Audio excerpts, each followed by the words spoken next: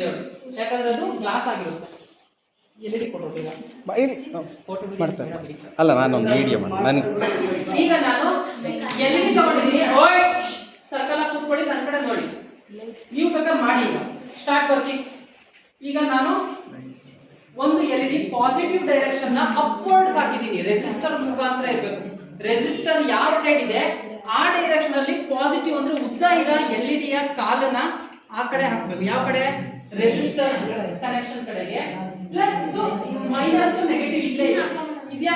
Minus negative ಕಡೆ connection full ಇರುತ್ತಲ್ವಾ?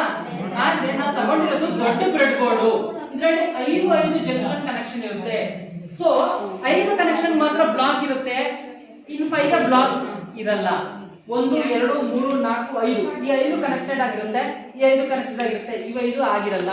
So ನಾವು ಇದನ್ನ ಇಲ್ಲಿ 5ಕ್ಕೆ ಯಾವ ತರ ಕನೆಕ್ಷನ್ ಮಾಡಬಹುದು. ಇಲ್ಲ ಅಂದ್ರೆ ಇದನ್ನ ಈ ತರ ಜರುಗಿಸ್ಕೋಬೇಕು, ಅರ್ಥ ಮಾಡ್ಕೋಬೇಕು. ಅದು ಆಗಿಲ್ಲ ಅಂದ್ರೆ ಈ ತರದ ಒಂದು ರೆಸಿಸ್ಟರ್ ತಗೊಂಡು ಇನ್ನೊಂದು ರೆಸಿಸ್ಟರ್ ಇಲ್ಲಿ ಚುಚ್ಚಿದ್ರೆ ಈ ಕಡೆಯಿಂದ ಈ ಕಡೆ ಬ್ರಿಡ್ಜ್ ಆಗುತ್ತೆ. ಅವಾಗ ನಮ್ಗೆ ರೆಸಿಸ್ಟರ್ ಜಾಸ್ತಿ ಬೇಕಾಗುತ್ತೆ. ಸೊ ನಮಗೆ ಕಡಿಮೆ ಕಾಂಪೋನೆಂಟ್ಸ್ ಯೂಸ್ ಮಾಡ್ಕೊಂಡು ನಾವು ವರ್ಕ್ ಮಾಡಬೇಕು. S R no? ಕಾಂಪೋನೆಂಟ್ಸ್ ಇದೆ ಅಂತ 2 ರೆಸಿಸ್ಟರ್